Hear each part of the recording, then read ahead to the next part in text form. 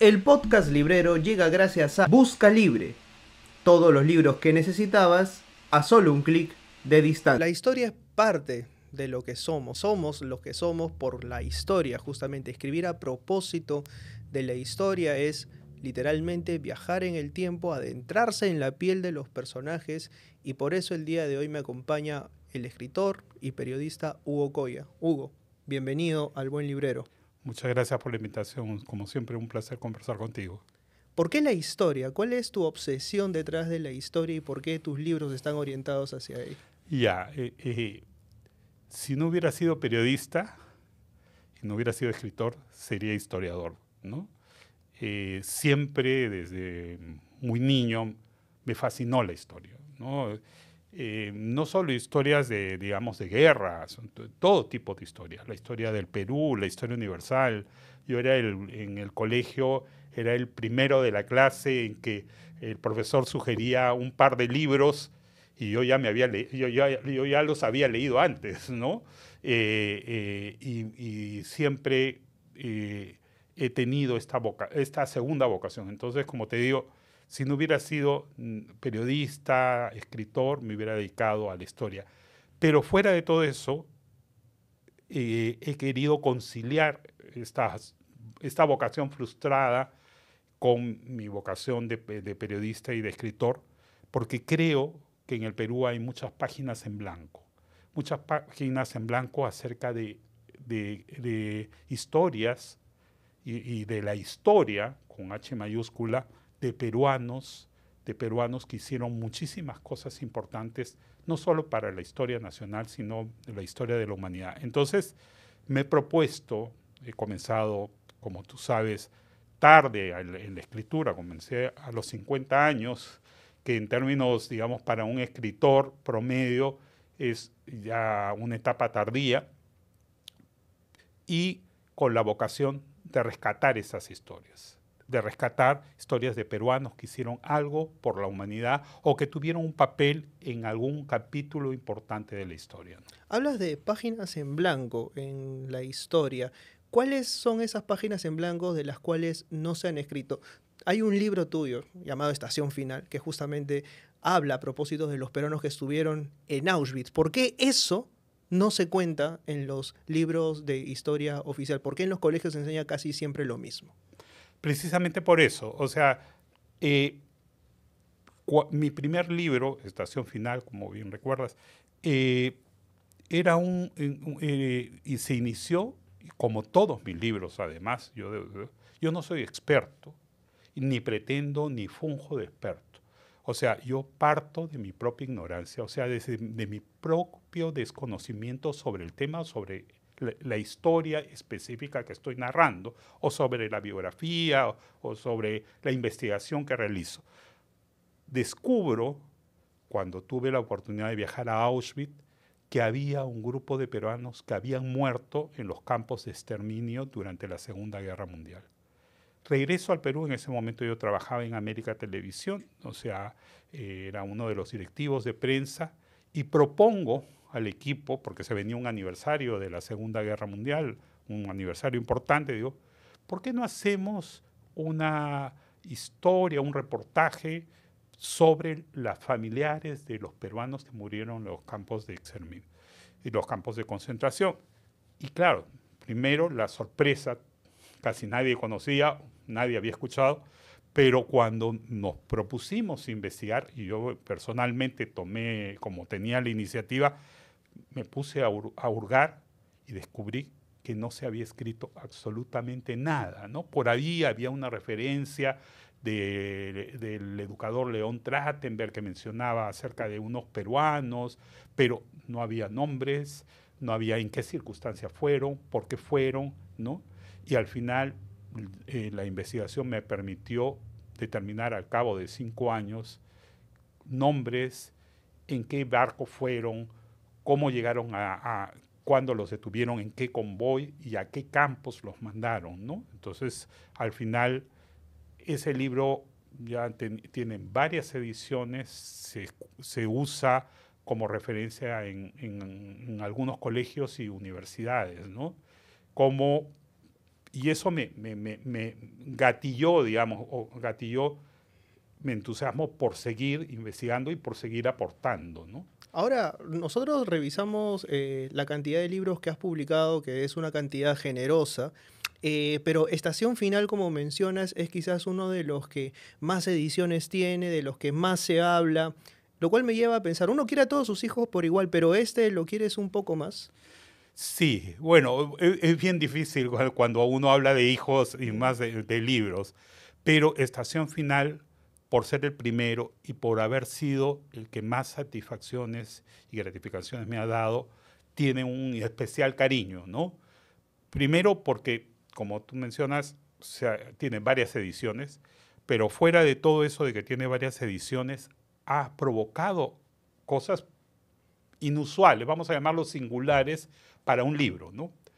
Por ejemplo, una escultora estadounidense que no habla castellano, le leyeron el libro, o sea, una persona que la cuida le leyó el libro y quedó tan conmovida con este libro que decidió hacer una escultura para rendirle homenaje a una peruana que salvó centenares de vidas durante la Segunda Guerra Mundial al unirse en la resistencia. Como falsificadores me refiero a Madeleine Truel Larraviur. Y por eso el libro de alguna manera ha provocado de que tengamos o ha apoyado o ha sido el resorte para que tengamos una escultura, un monumento a Madeleine Truel Larraviur en el malecón de Miraflores. Otro ejemplo del mismo libro, en la municipalidad de San Luis de Cañete, leyeron el libro y se enteraron por la investigación de que una persona nacida en ese distrito había sido víctima del Holocausto y decidieron bautizar una de las calles con el nombre, creo que es uno de los pocos casos en el Perú, si no el único, donde se rinde un homenaje a una víctima del Holocausto con una calle y quizás en Latinoamérica, ¿no? Entonces, ¿qué fue lo que hizo Madeleine Truel, o sea, durante la Segunda Guerra Mundial, que fue tan importante para las personas que no han leído el libro? Madeleine Truel fue una joven porque ella nació acá en Lima, estudió en el Colegio San José de Cluny, se fue a estudiar filosofía en la Sorbona de París y comenzó a trabajar como traductora en un banco, ¿no? Un banco español, y a la hora que los nazis ocupan París, invaden Francia, ella, en lugar de coger su pasaporte y poder regresar, el Perú todavía era un país declaradamente neutral, cosa que yo pongo en tela de juicio en el libro, mostrando algunos documentos y algunas evidencias, y ella se une a la resistencia francesa y se convierte en una de las mejores falsificadoras de documentos, con lo cual salva la vida de centenares de personas, especialmente de bebés judíos, ¿no? que podían ser, digamos, arrebatados a sus madres de un hospital parisino, ¿no? Uh-huh. Entonces luego no quiero hacer el spoiler para que pero es capturada, es llevada a diferentes centros de detención, torturada salvajemente. Ella era una persona discapacitada y se niega a revelar quiénes la habían ayudado a rescatar a todas estas personas, ¿no? Ahora, todas estas reivindicaciones y homenajes que han ocurrido a propósito de la publicación del libro han llegado como 50, 60 años después, un tiempo, creo yo, bastante prolongado, lo cual me lleva nuevamente a la repregunta. Ahora vamos a hablar, dicho sea de paso, después en un rato, del Espía Continental, la última publicación de Hugo, que presenta, paradójicamente, en unas horas. Ha tenido a bien Hugo venir al programa unas horas antes de la presentación. Pero volviendo al tema, te decía, ¿por qué no se habla de esto en las escuelas? ¿Por qué cuando hablamos de Segunda Guerra Mundial es únicamente unos cuantos párrafos escuetamente escritos y no se profundiza sobre el rol que tuvo Perú en la Segunda Guerra Mundial? Pero sobre todo sobre el rol que tuvo el gobierno, que teniendo la oportunidad de ayudar por un tema de neutralidad francamente absurdo, no ayudó a sus propios compatriotas, que también eran peruanos, ¿no? Correcto. Y eso nos lleva pues tu pregunta inicial sobre las páginas en blanco, ¿no? Ujú. Que yo había mencionado. Eh, Hay muchos aspectos de nuestra historia que son desconocidos. Incluso eran desconocidos para mí antes de publicar los libros. Eran desconocidos ¿por qué? Porque nos enseñan escuetamente, ¿no? Aspectos como que la Segunda Guerra Mundial, en este caso, por ejemplo, algo lejano, que no nos afectaba, nosotros éramos una especie de paraíso, ¿no? Mientras que los europeos se mataban, ¿no? Era un tema de otro, cuando en realidad acá había, por ejemplo, un partido nazi, había nazis que marchaban por el Jirón de la Unión, ¿En ¿no? serio eso pasó? Pero absolutamente, y documentado, y está en mi libro. Y se enseñaba en los colegios, en varios colegios, se enseñaba que lo mejor que le podía pasar al Perú era tener un sistema fascista como el de Italia o nazi como el de Alemania. La prensa de aquella época, y hay muchísimos titulares donde elogiaban abiertamente a Hitler o a Mussolini. Entonces, Bueno, el mismo Sánchez Cerro, ¿no? por supuesto, no solo en la época de Sánchez Cerro, en la época de Prado, en la época de Benavides, hubo órdenes específicas para prohibir a los consulados y embajadas peruanas en el exterior concederles visa a los judíos que estaban siendo perseguidos y que tenían derecho a obtenerla porque tenían familiares acá, porque tenían vínculos con el Perú, y se les negó abiertamente en razón de su origen. Entonces, eso, por ejemplo, no nos lo enseñan en las escuelas. Ahora un poco más, ¿no? A raíz de que mi libro ha ayudado, ha contribuido, y han salido otras investigaciones, que también es otra de las cosas que me hacen sentir especialmente este cariño por el primer libro, que mi libro, Estación Final, haya provocado que otros estudiosos hayan decidido profundizar, ¿no? Y siempre yo pongo la tingencia. Es una investigación incipiente, es una aproximación que permita a otros estudiosos aumentar, mejorar y de repente encontrar más elementos de los que yo he hallado, ¿no? Esto que mencionas, ¿no? Este apoyo peruano aparentemente de algunas instituciones al nacionalsocialismo, al fascismo, tiene un rasgo ahí todo en común, ¿no? Que es el autoritarismo, esta afición tan peruana por evocar caudillos, por evocar a líderes bastante autoritarios y bastante nefastos, ¿no? Finalmente, Claro, pero hay que recordar, también ponernos en el contexto, en la época. en la época. ¿Qué había pasado previa a la Segunda Guerra Mundial? ¿Qué es lo que pasaba con Alemania? Alemania estaba en una crisis, una hiperinflación, un desastre, y el partido nazi sube, o sea, al poder, se encumbra a través de Hitler, para poner orden. Entonces mucha gente aquí todavía no se sabía nada del Holocausto ni las consecuencias que sobrevinieron después, la muerte de millones de personas, el asesinato de millones de personas, ¿no? Entonces mucha gente pensaba, decía, si ha puesto orden allá, ¿por qué no repetimos el modelo acá? ¿No? Para que alguien ponga orden a este país del caos, ¿no? Del desgobierno, ¿no? O sea, un autoritario, que es siempre la sugerencia, ¿no? Este país solo lo va a resolver sus problemas con un dictador, ¿no? Ujú. Qué afición nuestra, ¿no? Por evocar siempre generalotes, ¿no? Y esta afición paternalista, pero también esta visión de poderte tú haber comprado el pleito, ¿no? De investigar algo que estaba ahí, quizás, ¿no? Soterrado, visible para todo el mundo, pero que nadie había contado, ¿no? Claro, y en ese mismo sentido, ¿no?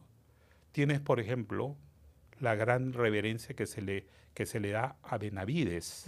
Al general Benavides, estamos justamente en la avenida. Benavides Comporta. Claro, Benavides, y Benavides está por todos lados, ¿no? Claro, este es Alfredo Benavides, ¿no? Sí. Pero hay el general Benavides, el presidente Benavides, está en muchos lugares. Pero resulta de que Madeleine Truel, una civil, una persona solidaria, una persona que quiso ayudar, que ofrendó su vida por salvar a todas estas personas con las justas y después de muchos años recibe un tímido monumento, un pequeño resarcimiento, un pequeño agradecimiento a algo que más bien debería ser lo opuesto. O sea, deberíamos tener muchos lugares llamados Madeleine Truel, porque eso nos muestra, primero, nos acabaría con este complejo de inferioridad que lamentablemente está muy arraigado en la sociedad peruana y que nos ha hecho ver con mucho, digamos, menosprecio a nosotros mismos, ¿no? Entonces, los peruanos, siempre se repite estos estereotipos que los peruanos somos flojos, que los peruanos no somos solidarios, que los peruanos no somos... Cuando es todo lo contrario. Hay cosas y hay peruanos de los cuales podemos y debemos enorgullecernos y nosotros levantar la cabeza precisamente por eso, ¿no? Todo esto parte de una curiosidad tuya, ¿no? Al proponer el tema, de entrarte y decir, oye, de repente aquí no se ha explorado lo suficiente, sería bueno de repente profundizar, contar esas historias y no solamente publicar un libro, sino también hurgar dentro de la historia para dar a luz una serie de libros que son los que conforman tu producción. Ahora, el periodismo y la curiosidad van de la mano. Yo creo que un periodista, si es que no es curioso, pierde gran parte de su potencial. Sería en todo caso un reproductor de la información y nada más, ¿no? Creo que esa iniciativa es una característica propia del periodista o de quien no sé dedicarse al periodismo. Pero la pregunta que te quiero hacer en este punto es, ¿criticamos menos, nos metemos menos las narices en temas donde no nos llaman? Coincido plenamente contigo. Yo creo que hay el síndrome, lo que habíamos estado conversando, el síndrome del influencer, ¿no? El síndrome del influencer, de eso de creer de que cuantos mayor número de seguidores tienes en redes sociales eres más importante. Yo me luzco esta vida maravillosa, esta cultura de la exhibición, de viajes paradisíacos, de la ropa exuberante, muy linda, de marca, todo ese tipo de cosas que nos muestran pues un mundo muy feliz y que supuestamente tú vales lo que te exhibes. Y muchas de estas personas no exhiben, valga la redundancia, no exhiben como son realmente. Y eso sirve de ejemplo para los más jóvenes, ¿no? Entonces, si yo quiero tener éxito en esta sociedad, en este momento yo tengo que ser exitoso, tengo que tener miles de seguidores, tengo que hacer cosas que llamen la atención en las redes sociales. Y las redes sociales no son tu vida.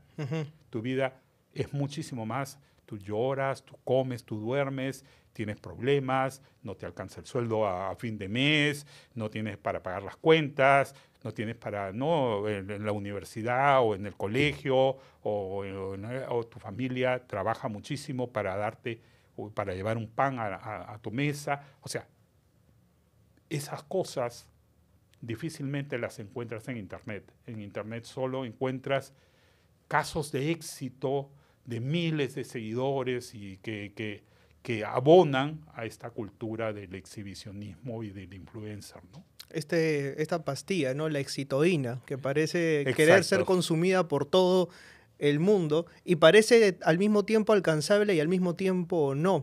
¿Y por qué no? Porque justamente para eso entran a tallar los medios y el estudio de los medios. O sea, ¿qué es lo que hace que un producto sea mediáticamente exitoso o no? Tú tuviste una etapa como presidente del Instituto Nacional de Radio y televisión, ¿no? Correcto. Y durante ese periodo, una entrevista que te hace justamente mi amigo Julio Mateus, culpable de que yo esté aquí en este momento, cuando Sí. nadie hablaba de medios multiplataformas, Julio Mateus ya hablaba de medios multiplataformas, y gracias a él sí es el buen librero. Pero sacando a Julio de la conversación, tú mencionas que cuando llegas justamente a la presidencia, observas el panorama, particularmente de TV Perú, y dices que se había quedado en el tiempo con esta vieja idea de que la televisión debía educar.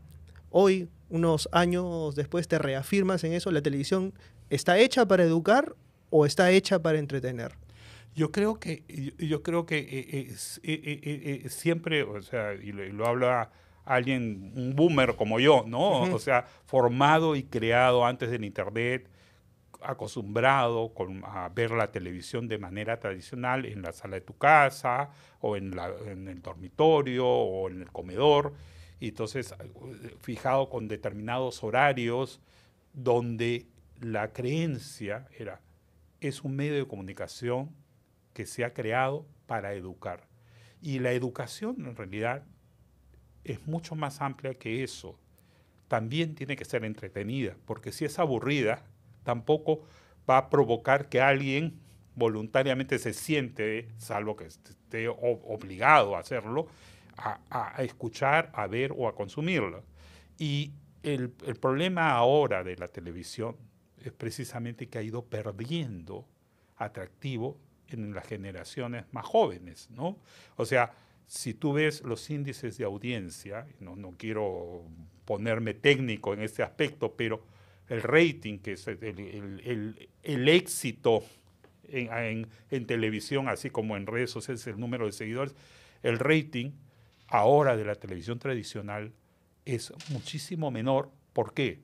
Porque los consumidores habituales de televisión de modo tradicional son mayores y van envejeciendo, mientras que los jóvenes están migrando a las redes sociales o a consumir la televisión de una manera distinta, el streaming, ¿no? El YouTube, el Spotify, o sea, todo ese tipo de contenidos. Entonces, ¿por qué? Porque la televisión también no ha logrado o no ha seguido modernizándose, ¿no? Y ese es el gran problema. Es cierto que si tú ves televisoras en otros países han tratado en lo posible de acompañar, ¿no? Multiplataformas. Ahora tú puedes consumir un programa de televisión a la hora que quieras, en el momento que quieras, así haya sido emitido como primera ventana en la televisión abierta. Pero todavía nuestros canales en el Perú han sido un poco más tímidos, y eso es lo que pasaba con el IRTP, especialmente con TV Perú y el propio Radio Nacional, ¿no? Bueno, ha disminuido la calidad y la cantidad de encendido, ¿no?, de las pantallas en el país, pero todavía la televisión sigue siendo un medio masivo que llega a muchos hogares, teniendo en cuenta sobre todo las grandes deficiencias que tenemos en materia de conectividad. Ahora, justamente yo llegaba a esta conclusión, ¿no? Si bien es cierto la televisión no tiene la función explícita de educar, ya de por sí educa a través de los contenidos Correcto. que va colocando, ¿no? Acostumbra a su audiencia a determinados contenidos. Y la parrilla de contenidos que tenemos hoy por hoy en el Perú es paupérrima. Bueno, mira, yo trabajo, y lo que me da de comer, entonces yo no lo calificaría de ese modo. Creo que hay para todo tipo de Sí. públicos, y creo que sí hay cosas valiosas en la televisión abierta, cosas muy positivas. No voy a hablar sobre mi trabajo para no hacer propaganda, pero sí puedo hablarte, por ejemplo, de cosas positivas de TV Perú. Ujú. Yo recuerdo, por ejemplo, cuando llegué y pregunté, digo, ¿por qué nos llamábamos TV Perú y Radio Nacional cuando solo somos TV Perú y Radio Nacional de aquellos que hablan español? Ujú. ¿Y qué pasa con nuestros hermanos tan ciudadanos y tan peruanos como nosotros que no hablan español o lo hablan de manera como segunda lengua? Yo recuerdo que los directivos me miraron como, ¿de qué me estás hablando? Ujú. Yo, bueno, qué pasa con los quechua hablantes? ¿Y qué pasa con los aymara hablantes? ¿Qué pasa con la comunidad chipibo conio o los o ashánicas? Ellos no tienen derecho a la televisión, no tienen derecho a estar informados, no tienen derecho. Y eso provocó que lanzáramos el primer noticiero en quechua de la televisión. Lo digo con vergüenza, porque yo fui presidente en ese momento, 2016. O sea, 2016, estamos hablando cuántos años antes existía la televisión, cuántas décadas antes, y no había un noticiero en quechua. Claro, hubo algunos ensayos con unas palabritas y algunas noticias en la época de la dictadura de Velasco, ¿no? Pero un noticiero, ni siquiera estoy pidiendo una programación completa, un noticiero que le dijera a nuestros hermanos quechohablantes, va a llover,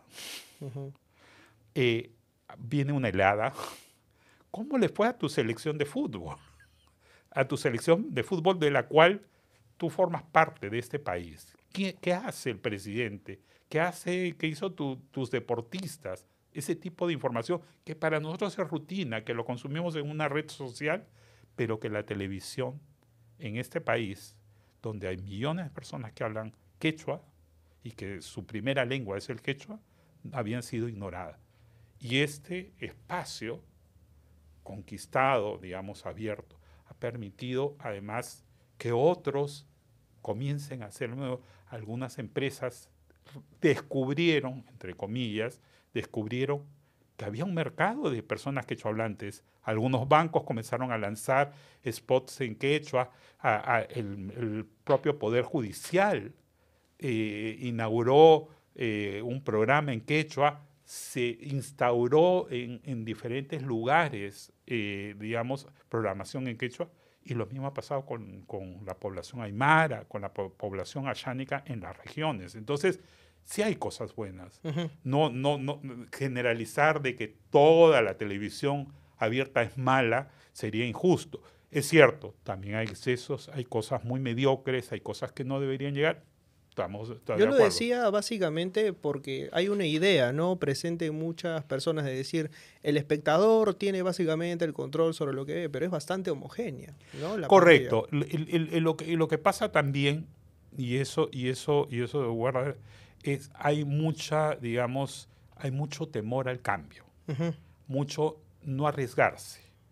Y eso prima entre los directivos, no digo que todos, porque como toda generalización muchas veces es injusta, pero no se arriesga, no se crean nuevos contenidos. O sea, tú ves la televisión afuera y ves nuevos contenidos, nuevos formatos, nuevas cosas que apuestan por eso y que lamentablemente acá o nos llegan tarde o nunca nos llegan, ¿no? Porque no hay no se arriesga a crear eso, ¿no? O a buscar ese tipo de contenido. Ahora, pareciese haber en la gente, ¿no?, un doble rasero. Por un lado, exigiendo mayor programación cultural y de calidad, pero si se las pones, ¿la verían realmente? Eso yo creo que es ¿no? La gente dice, yo quiero más programas culturales. Les pones un programa cultural y de repente las cifras de audiencia son infinitamente inferiores. Pero yo creo que ahí está precisamente la trampa. De repente el tipo de programa cultural que hemos puesto en la televisión no es tan atractivo. La mejor prueba es cuántos programas culturales existen en redes sociales y que son exitosos y que la gente los sigue y que la gente los escucha, los podcasts, comenzando por ti mismo. o sea, cuánta gente sí consume contenidos culturales, pero lo consume de una manera distinta y quizás la televisión no ha encontrado el camino para conectar, ¿no? En el sentido... Por ejemplo, mucha gente ahora escucha los programas de Marco Aurelio de Negri y son un boom en Spotify. Correcto. Los videos de Marco Aurelio tienen miles de reproducciones y yo me pregunto, cuando Marco Aurelio estaba vivo y tenía su programa en TV Perú, justamente, que creo que tú tuviste también palabras bastante elogiosas para él, diciendo que le iban a dar el homenaje que se merecía, ¿no? De hecho, lo terminan velando en el Ministerio de De Cultura, cultura, sí. efectivamente. Hay esa contradicción, ¿no? Y eso es lo que me provoca a mí cierto vacío, ¿no? No, y además, ya que hablas de Marco Aurelio, a quien yo tuve la oportunidad de acompañar en sus últimos instantes de vida y que a quien recuerdo con mucho aprecio porque tuvimos una relación bastante cordial. No digo que éramos grandes amigos porque él tenía muchas más décadas que yo, somos mucho mayores, pero en el último, y Marco Aurelio, este gran intelectual, esta persona que aportó tanto, acabó, digamos, sus últimos días en una situación terrible.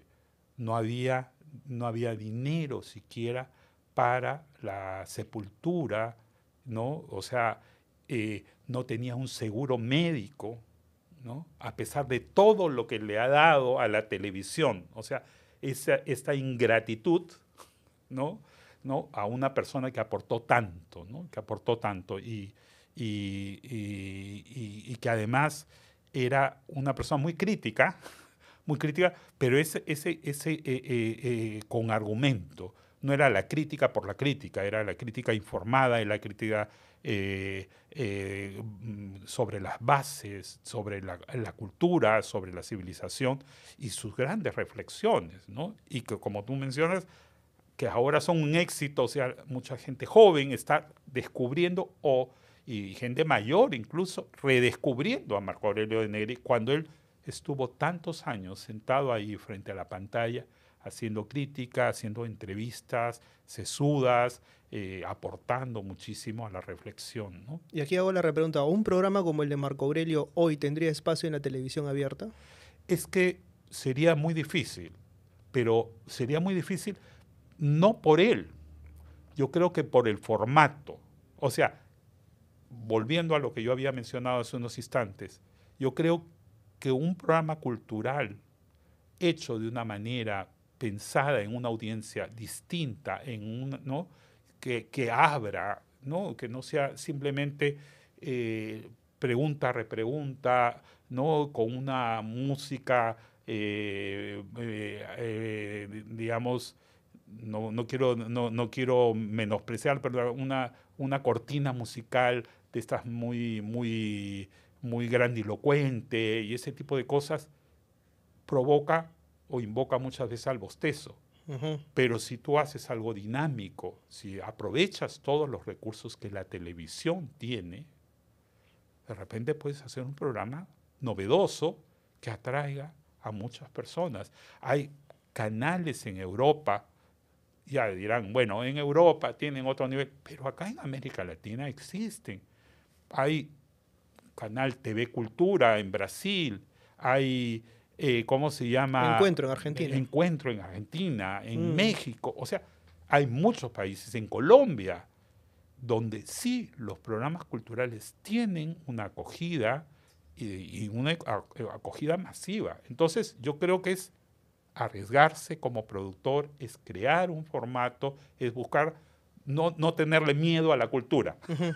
Es decir, si es cultura, entonces, no, la gente no lo va a ver. Yo creo que es que no hemos encontrado el camino para expresar la cultura televisivamente Ahora, hablando. ese menosprecio, porque parecería, ¿no?, que a toda cuestión a la que nosotros le colocamos el San Benito de educativo o cultural está condenado automáticamente al bostezo y a las cifras por debajo del subsuelo, ¿no? No sé, Pero ¿no será esto también una creación adrede del sistema que nos ha orillado a creer esto? ¿No será que el estereotipo de persona que se dedica a la cultura como un busto parlante romano, articulado quizás por una voz imaginaria, sea también un estereotipo adrede? ¿Será que hacer cultura o hablar de cultura en el Perú puede resultar peligroso y que los programas culturales por eso han desaparecido lenta y selectivamente de la señal de televisión abierta?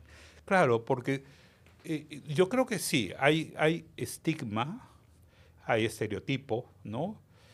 Yo recuerdo muchos programas culturales, no solo de Marco Aurelio, en diferentes canales de televisión, ¿no? Había una programación cultural. No, sigues muy lejos los reportajes de Alejandro Guerrero, ¿no? En los años 90, Correcto, ¿no? había los reportajes y que tú ahora ves Que son documentales, en realidad, documentales, ¿no? claro, y que lo ves en el streaming, lo ves perfectamente, los ves en Netflix, los ves en Discovery, lo ves en muchísimas plataformas documentales parecidos que nosotros ya hacíamos, ¿no? Pero fuera de los documentales, había programas de crítica de cine, crítica de libros, o sea, sí ha habido varios programas. Y personalidades también, ¿no? Estuvo Vargas Llosa en la televisión, estuvo Var- Fernando Ampuero en televisión, ¿no? Claro, Fernando Ampuero, Vargas Llosa tenían programas donde siempre había, en el caso de Vargas Llosa, un programa que viajaba por todo el mundo entrevistando escritores, Ujú. ¿no? Escritores, y era un programa sintonizado, no era un programa menor de una programación para relleno, no, era un programa visto y aplaudido, no solo por la crítica, por el público, seguido, comentado, ¿no? Y que ahora no existe virtualmente en la televisión, ¿no? Y que se extraña, ¿no? Se extraña. ¿Tú los extrañas, los programas culturales?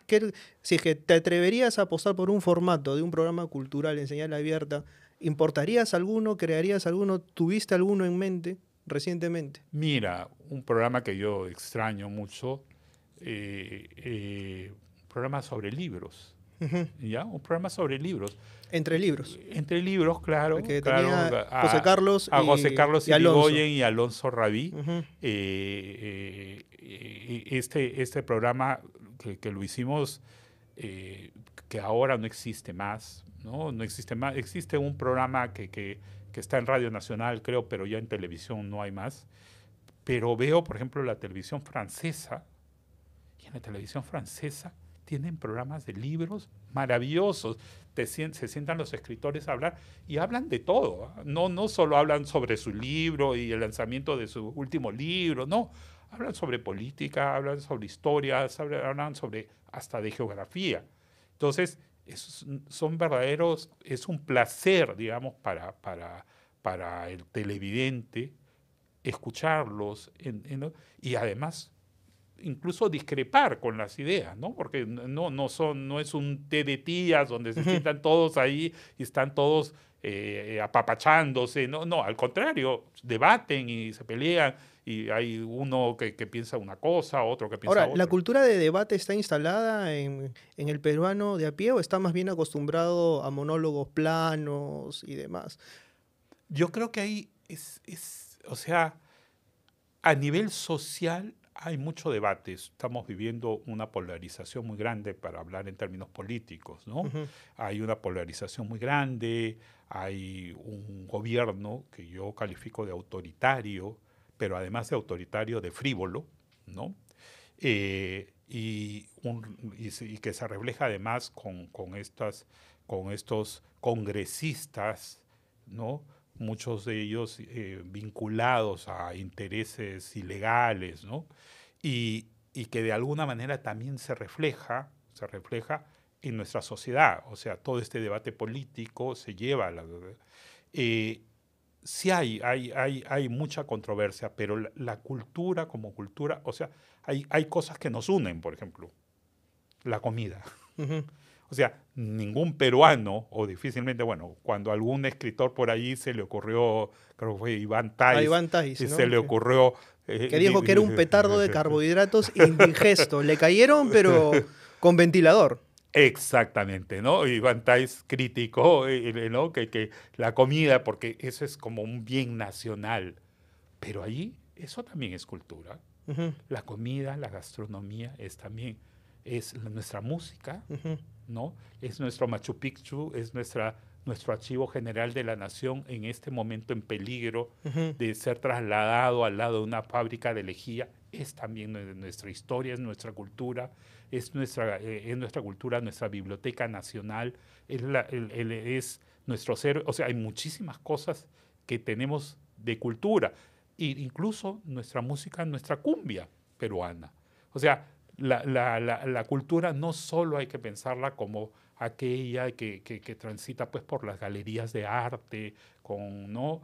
De Miraflores, de San Isidro y de lugares exclusivos, ¿no? La cultura también está en los lugares más recónditos de nuestro país. Pero también ahí, claro, ahí también hay una gran contradicción. Uno diría, no, la cultura no está solamente en Miraflores, San Isidro y Barranco, pero las librerías, los museos y los teatros están en esos 3 distritos también. Correcto, que eso es algo que deberíamos corregir. Y deberíamos corregir y deberíamos promover desde arriba. Claro. O sea, si las autoridades del Ministerio de Cultura y del Ministerio de Educación no promueven. Ahora, te digo, hay librerías muy importantes en el cono norte de Lima. Yo he ido a librerías y con muchas personas. Y ahora fuera de Lima ya hay muchas más librerías presentes, ¿no? Que antes no encontrabas, ¿no? Muchas de las personas que me escriben porque se interesan por mis libros me dicen, quiero comprar tu libro, pero no lo encuentro porque en mi provincia o en mi ciudad no existe una librería, ¿no? Y eso es una deficiencia. O no existe una biblioteca. O sea, que creo que eso es lo más grave, ¿no? O sea, que las bibliotecas estén en muchos casos, igual no vamos a generalizar, pero en estado de abandono, ¿no? Y si la biblioteca es el acceso público que tiene la gente al libro y no lo tiene, y está condenado únicamente a comprar, y comprar en una oferta bastante homogénea, creo que no tiene mayores opciones, ¿no? Correcto, las bibliotecas además, porque para quien no puede comprar un libro, para quien no puede, se tiene la posibilidad de ir a una biblioteca y leer. Pero si ni siquiera tienes en un pueblo, una aldea, o un distrito de fuera de los distritos, digamos, urbanos, no tienen una biblioteca, no tienen la posibilidad de acceder a la cultura o a esta cultura, al libro, ¿no? Igualmente. Así es. Bueno, vamos a hablar ahora de este libro, El espía continental, ¿no? ¿Dónde se sitúa esta historia y por qué Jacobo Husbith nos resulta tan interesante? Bueno, se sitúa, en realidad transcurre desde finales de la década del 20. Jacobo Husbith nació a principios del siglo XX. Nació en Lima. Era de origen, tenía raíces judías, ¿no? Su familia había emigrado de lo que antes de ser Alemania, ¿no? Había emigrado al Perú y nace él acá. Él es una familia numerosa, eran 12 hermanos, él era el número 11, ¿ya? Y ingresa a estudiar a la Universidad de San Marcos, donde conoce a Aya de la Torre, y él abraza de alguna manera las ideas no del aprismo, porque todavía no se había formado el APRA, sino las ideas primigenias de Aya. Y él le cede incluso su lugar como candidato de la Federación de Estudiantes para que Aya sea electo y ocupe el primer puesto que ocupa Aya de la Torre en su larga carrera política. Debido a este aprismo inicial, es deportado con un grupo de peruanos, se va a Panamá. En Panamá participa en lo que se llamó el movimiento inquilinario, que era un movimiento de protesta de los antillanos que fueron llevados a construir el canal de Panamá. Era en contra de los propietarios de las casuchas, porque eran casas muy miserables que les querían subir los alquileres. De ahí viene el inquilinario de inquilino, ¿no? Luego de ahí, por eso se ve obligado a salir de Panamá, se va a Cuba, es acogido por los comunistas originales, entre ellos un dirigente estudiantil llamado Julio Antonio Mella, que se vuelve muy importante para el movimiento comunista cubano. Tiene que salir porque se enfrentan a la dictadura en Cuba, y de ahí emigra a México. Y en México se involucra con Diego Rivera, con Frida Kahlo, participa en un movimiento en contra del poder que tenía la Iglesia Católica, ¿no? comienza a ganar fama paulatinamente en México, reniega ya del aprismo y abraza el comunismo. Y a raíz de eso, Moscú, que en ese momento, digamos, Moscú me refiero a los rusos, ¿no?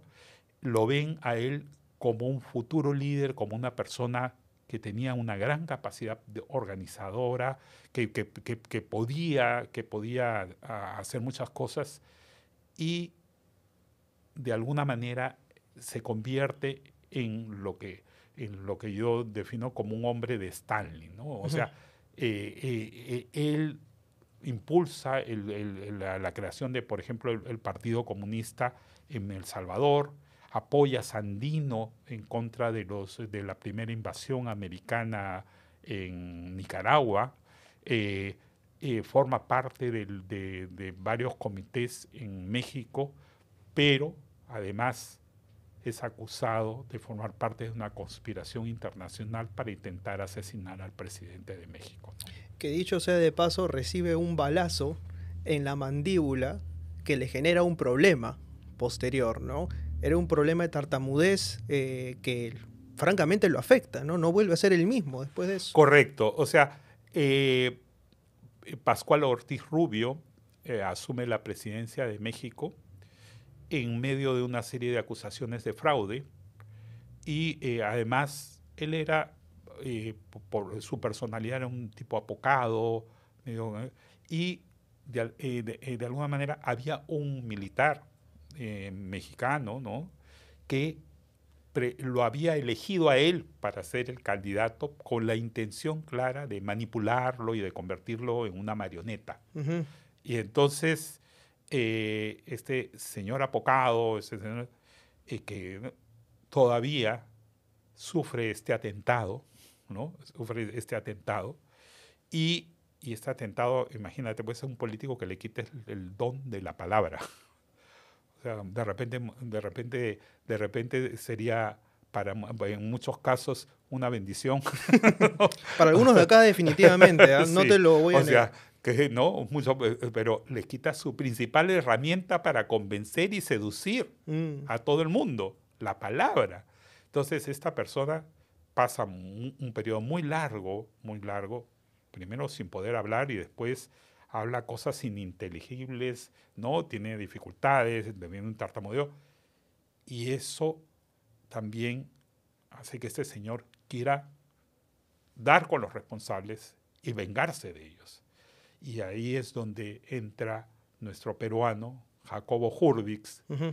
asilado en México, acusado de formar parte de esta trama y que pues es llevado a una prisión que se llama las Islas Marías, y bueno, ya no funciona como prisión en este momento, pero en esa época sí, algo como sería la equivalencia al frontón acá, y ahí es torturado salvajemente y sometido a una serie de cosas donde se vincula con un jovencito que era también preso, que tenía 16 años, José Revueltas, un escritor todavía incipiente mexicano, ¿no?, que después se vuelve muy importante para los mexicanos porque es acusado, con el paso de los años, de ser el instigador del levantamiento estudiantil de 1968 en México que provoca la matanza de Tlatelolco, ¿no?